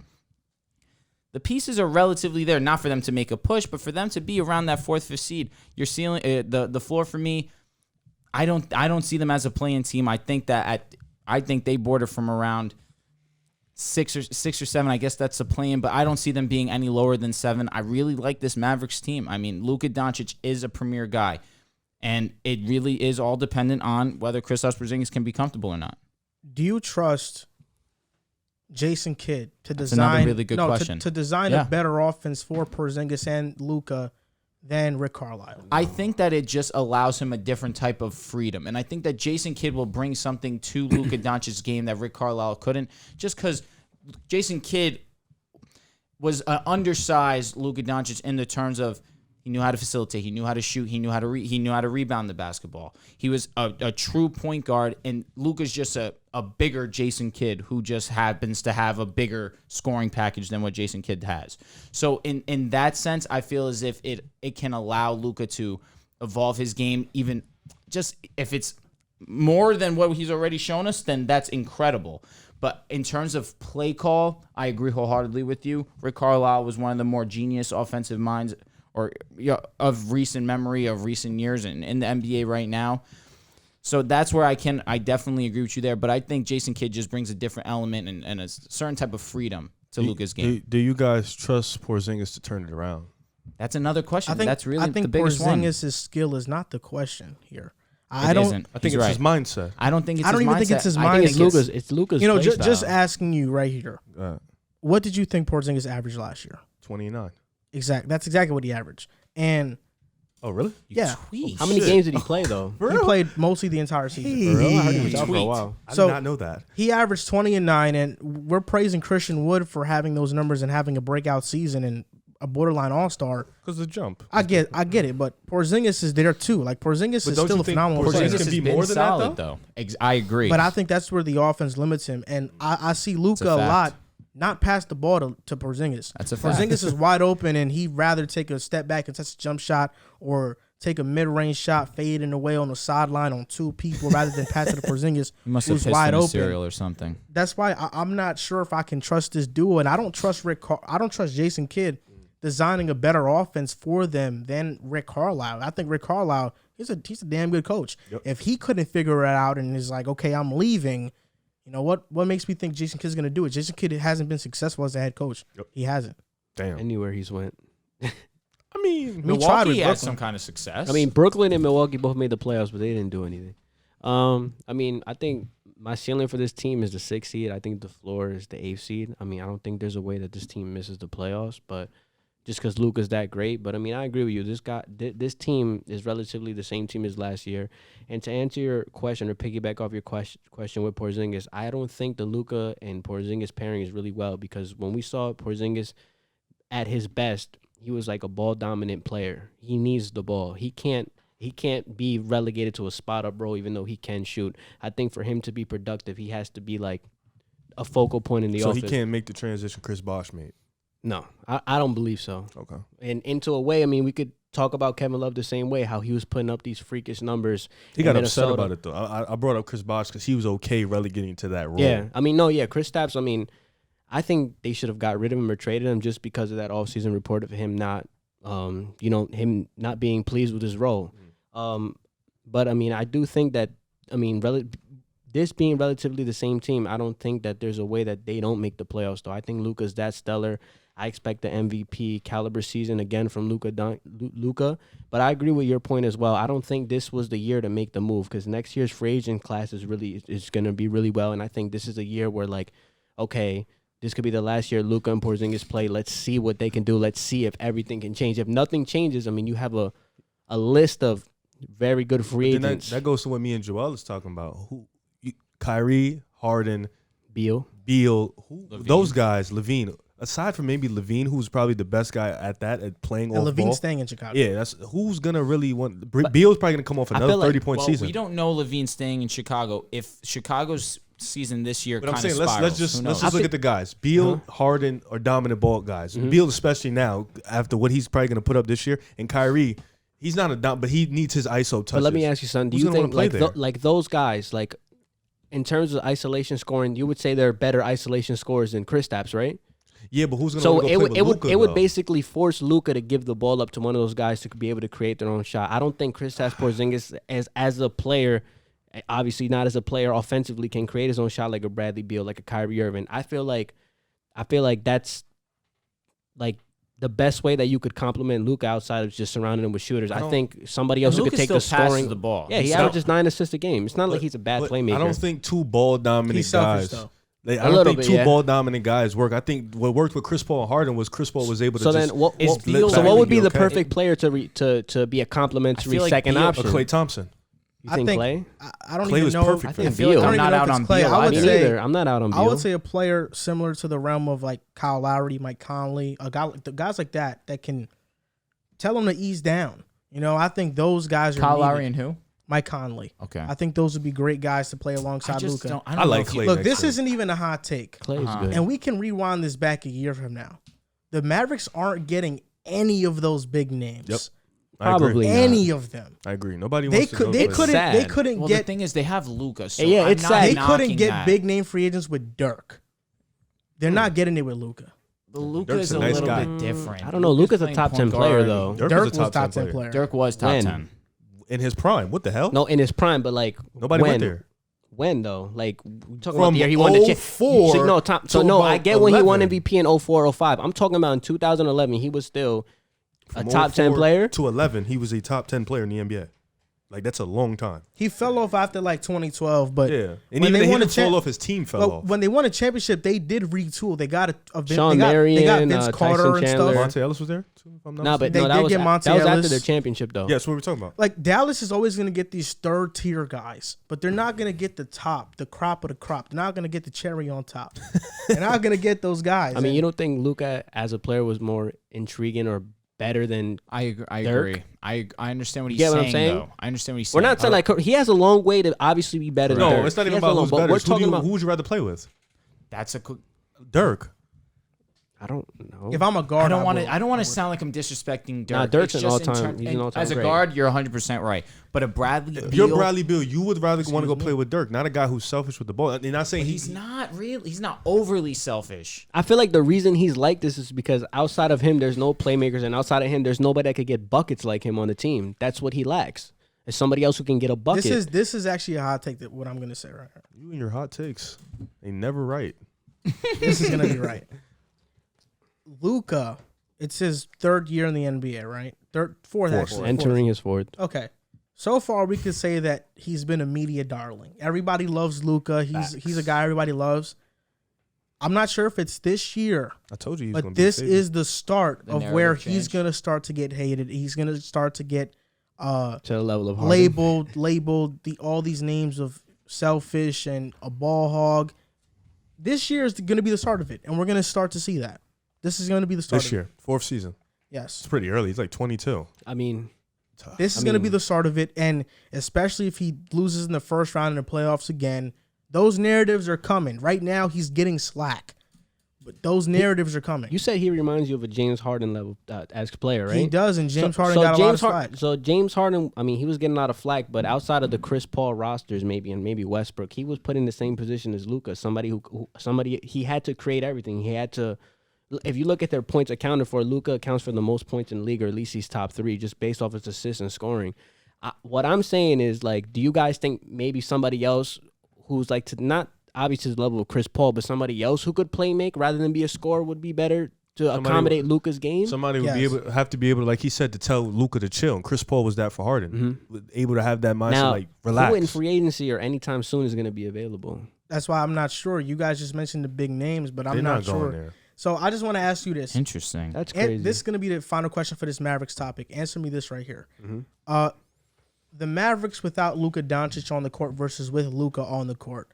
What do you think their plus minus was when Luka was on the court compared to when he was off? +8. Okay. Wait, was that right? No. I just said okay. The way you said it was like tough. Oof. I'm gonna say. So how much better are they on the court, plus minus wise, when he's on the court versus off the All right. court? I'm just gonna say +10. I say +3. +2. Ooh, I was gonna be my guess too. Oh my god, That, I like, said kills 3. you. Like, wait. So that means that when he's off the court, they're Only 2 points worse. which means that kills the argument of that when Luka's not playing, that this team is horrible because they're not that bad. Yeah, and I mean, that's how mostly due to great guard play because Brunson averages like 6 How off large? the Wait, how bench. large is that sample size though? It's not a gigantic sample size, but Okay. it's mostly Fair enough, due. though. It's mostly due to their guard play. I mean, it's a season's worth of sample size. Okay, now is there any way that Luka changes his narrative this year? Like if he wins a playoff series and, let's say they get to the second round and obviously they're not going to probably be the top 3 teams in the West. Would that be, as a free agent, you think that them getting past or getting to the second round, do you think that would make it more appealing to go play with him? Probably, but Making this is it the work thing. with somebody who said that he wasn't I don't- happy in that I type don't of think- role. Unless the Mavericks even get a have bread? top seed, they aren't going to make it out the first round because if they're not beating the Jazz, they're not beating the No, I Suns, agree. they're not beating the Lakers, they're not beating the Clippers, They're not beating the Warriors. they're not beating the Warriors. That's 5 teams. Wait, you don't think they can beat the Clippers I don't. without I Kawhi? think Kawhi is going to play. Oh, okay. Yeah, I think Kawhi's What if gonna he play. doesn't? Can they? I think Yes. they can. Yeah, they can. Okay. So Luka, All right. let's say the Mavericks about are to like say, the what 6th, 7th seed. They could beat the Nuggets. Yeah, but I think the Nuggets aren't going to be that top in that top 5 personally. Okay. So if they're the 6th seed and they face the Lakers or the Jazz or the Suns, They're toast. I don't think No, they it's win. raps. So, No. They're not beating anybody. now in this top is 3. 3 straight first round exits for Luka. I'm telling you, the narrative is going to start sooner rather than later. But how could that, I don't agree with the narrative, but Yeah, I'm just I was telling you about to it's say, gonna how start. could that narrative start if he's been amazing in the postseason? He's And only- his play elevates in the postseason. I know he's only been in 2 series. but devil's his play advocate to play elevates. devil's advocate. Go ahead. The fourth He's only quarter. played the Clippers. I think the playing 2 2 series, teams that you thought could win the chip. the playing 2 series argument would be a better one if he had faced different teams, but he's facing the same team. His play diminishes as the quarters go on. In the 4th? I mean, he gets burned down. He has the it's- ball. His usage rate is crazy. So it's like A Plus, team that they could have relies. beat real quick. I think if had Porzingis not got hurt, I was hearing people saying they could have beat him the first year they played. They low key could have. Or Porzingis showed up this year. on to the next one. Nah, they was low key saying that. Nah, he just doesn't want on to The Yeah. fact that he went to 7. I mean, Hatives. So on to the next one. A team that You're a clown. This guy's has crazy. a player that takes most of the load on offense is the Blazers. Damian Lillard, who was involved in a lot of trade talks, ultimately did not get traded. He's on the Blazers right now. They lost in 6 to Denver in the first round. And yes, Dame had a fantastic series, but he was going up against Campazzo and Austin Rivers and Monte Morris. He wasn't going up against great guards. Not to diminish his greatness, but let's just call it Literally spade a what you spade. just did. Yeah, that is what you just they said. they drafted Greg Brown. They got Cody Zeller, Tony Snell, Larry Nance. They lost Derrick Jones Jr., Melo, Zach Collins, and Enes Kanter. And really, what are the Blazers going to be? I think it's like overdue that they should have blown this team up already, but they keep trying. And Larry Nance Jr. is a good addition, but You lost Melo. You lost that scoring punch off the bench. You lost some solid players in the process of getting these other good ones. And I think it's just time to blow it up. At least trade C.J. McCollum, for God's sakes. Just trade one of them. It's just time to blow this thing up. Their projected starter lineup is Dame, C.J., and Norman Powell. That is the smallest 1-3 lineup I've seen in quite some time. Norman Powell's like 6'4". Yep. So I just don't see it. Covington, Dame, Nurkic. this is the thing I don't get. The Blazers aren't a good team. If you have to average 30 for your team to be competitive, you're not a good team. It's not even like James Harden, where Harden on Houston was averaging 30. There was a 4th seed. There was a 1st seed. Dame is averaging 30, and in 2019, they were a playing team. They barely made it. This past season, the 6th seed. I just don't see it. If he has to do this much for them to be competitive, and I think they got worse this year, this team is going to miss the playoffs. I don't think the Blazers are making the playoffs this year. I got him in the Whoa. play-in. I got him in the play-in. Bro, it's not that spicy of a take. It's my turn to go? Yeah. The Blazers, to me, their ceiling is a 6th seed, but they won't make the playoffs. The Blazers are done. It's time for these new teams to come and take the mantle. The Memphis and Feel Timberwolves. The Blazers won't make the playoffs, and they should blow it up because it's not going to happen. They're not making it. All right. Yeah. Portland, I like Dame. I think Dame's a really great player, top 10 player in the NBA. I think last year he did everything he could to get them out of that Denver series, and his guys didn't show up. I prefer a starting lineup of Dame, CJ, Covington, Larry Nance, Nurkic, have Norman Powell bring that scoring punch off the bench. You need some scoring off the bench. I'd rather that lineup, but I'm not the coach, so I'm not the GM either. Mm-hmm. But I think to say they're not going to make the playoffs, and trust me, I get it. Dame has said he wants to win, and if I'm the franchise player and I tell you I want to win, and you bring me Larry Nance, Cody Zeller, and Tony Snell, I would honestly ask for a trade the next day. But Dame is loyal, and I still think this team is going to be competitive because they have that scoring punch in the backcourt. If Nurkic can stay healthy, this is a guy who could still put up 15 and 10. Larry Nance is a really good defender. Norman Powell, he's small, but he's a good defender. He's a good scorer. They got guys, they're not no slouch. I think they're just as good as Dallas. I think this is a team that Dame can still elevate them to the playoffs. There's not going to be a day in Dame's prime where he misses the playoffs. There just isn't going to be that. Dame is just too good, and he's too much. He puts too much. He shows too much in this league that he can carry. You want to know why it's going to happen? I'll tell you why. Why? James Harden in Houston made the playoffs. You bring him up one more time. He made Dude, the that's playoffs egregious. 8 straight times. Mm-hmm. Right now, the Blazers are on the verge of breaking that, but it won't happen Like I was saying before, I was really interrupted by that Harden nonsense. because Dame's not as good as Harden. I think Dame is he may not be as good as Harden, but I think Dame is a great player. I think Dame can still average 30. He can still get his teams win. And this is a guy who Portland wins regular season games. They win regular season games. And this is a team still equipped with a good roster. I think their ceiling is a 6th seed. I think their floor is a play-in. It's going to be the same team as last year. 6th seed. All right. They're just as good as Dallas. Do they have a better roster than Minnesota? Talent-wise, no. I don't believe they're just as good as Dallas personally. I think they're just as good as Dallas. How so, though? Dame, Luka, CJ, Porzingis. Am I wrong to say that I'd rather Luka than Dame? No, you're not wrong, but I Okay. think they're still they're still, you know what I'm saying? I think they do the same thing in the sense of they both carry their teams and have a heavy load. Okay. CJ, I would take CJ over Porzingis. That's just me. Okay. I think Norman Powell, Tim Hardaway, I'm taking same Timmy. boat. I Fair, mean, Tim fair. for them. I understand same what you're saying. Yeah. Nurkic, Dwight Powell. Do I really need to Moses go Brown. into the? Yeah. Do I really need to assess that? I'm with you. No.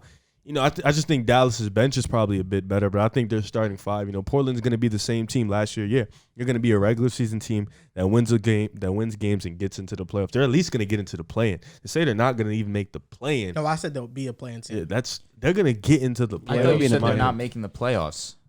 Yeah, I did. I didn't say. I said playing. They won't. They'll make the play-in. What the hell is the play-in? Is it a playoffs or not? It's a 9 and 10. I think the play-in is making You the think the playoffs. playoffs? What do you No, think? playing is a 10 seed to 7 seed. Yeah, but So I feel like 7 the seed is the play-in's playoffs, It's like a though. mini playoff. No, I though. know, but they have He's to saying face they off. won't. He said they won't win the I'm play-in. saying Oh, the yeah, they won't Blazers win the will play-in. be in the play-in, They won't win which the means play-in. they'll be a 9-10 seed.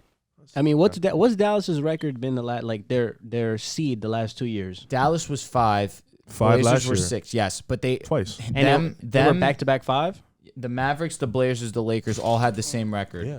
42 and 30. Well, the Blazers 2019 were an 8th seed. Playing. And that's So- when the playing So, came in. so obviously, Mississippi team. similar to the Mavericks, they really didn't make that many improvements. But obviously, they do have Damian Lillard. They do have C.J. McCollum. But outside of that, I do have concerns with who's really going to score the basketball for them. Again, like you guys mentioned, I understand Norman Powell is a good option for them scoring-wise. But him being the third option, is that going to really contend in the Western Conference for that in between 5 through 6? Because let's be honest, the Warriors are probably going to be around there too. Nuggets are going to be around there. I am higher on Dallas than you are, clearly, but I think Dallas would be right there. Clippers, obviously, Yeah. I'm taking the Clippers over them too. There's just a few teams right now that I look at that are just better than the Blazers, and it could be in the near future. Joel really hit it right on the nose. This could be the last season that Dame's with the Blazers. Oh, I think this will be the last Dame season. has said, "Listen, this is the closest I've been to one." Well, this isn't verbatim what he said, but along the lines, this is the closest he's ever been to wanting to leave Portland. And in that being said, the Blazers did not do anything to bolster their case to try and make him stay. So it's possible that if the Blazers start going at a downward trajectory early in the season, that they're not going to try and maximize his trade value and potentially trade him before the trade deadline this season. It's really not that crazy for me to think that way, or CJ McCollum either way. And either way you shake it. If CJ goes, if Dame goes, this team is not that good either way. So You you're shake higher it. on Dallas. I am. Because I'm confident that their guys are going to remain there. Okay, I get what you're saying. So you're saying Dame is going to be traded? Correct. Because Or CJ. Okay, I get what you're saying. But I mean, But what if and they do over- stay? Who are you higher on? I think Dallas. It's crazy. I think Dallas just because I think Luka is really like that, and we just saw again against the Nuggets. Portland was favored to beat the Nuggets, and they kind of got handled. And that's even with Damian Lillard having 10 plus threes in a game, and Lost in 6. Luka lost in 7. which is I understand what you're To a saying, better but team. it's a way better team. Way better. Both of them performed though. Let's not act like I'm not saying that Oh, Dame. okay. No. Listen, this isn't a Dame versus Luka thing. Well, one performed against Pat Bev, Kawhi, and PG. Another one performed against Campazzo, Monte Morris. and Hey, you Austin got to Rivers. perform. He performed No, outstandingly too. Damian was great. It's And Aaron just- Gordon was guarding him. Stop. But the Blazers team is Who's the just better right. defender, Aaron Gordon or Pat Bev?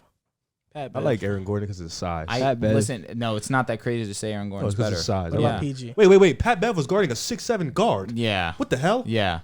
Wait, You shouldn't have what been are you doing talking that. about? Like He's Pat Bev was saying, guarding yeah, Luka. He's Luka. 6'7". What about PG? Aaron Gordon 6'8", PG guarding a was, 6'3". PG was guarding Luka, bro. Okay, that's fair. You can say that. That's Okay. fair. If you But said he was Pat giving Bev. Luka. He was killing giving. Yeah, he was No, he killing. was. him. No, The only that's one he fair. wasn't killing was Kawhi. Yeah, that's fair. But he said Pat Bev. I didn't like that. Like he's 6'3". I mean, 6'1" you actually. gave Pat Bev credit when he strapped Devin Booker. So you said Yeah, which is bad on Devin Booker's part. But Oh. Luka's like, come on, you said your ceiling for Portland's around that 5-6. 6. Okay. I feel like their ceiling for me, given the fact that this Western Conference is getting pretty, I would say it's getting healthier, aside from obviously Kawhi Leonard.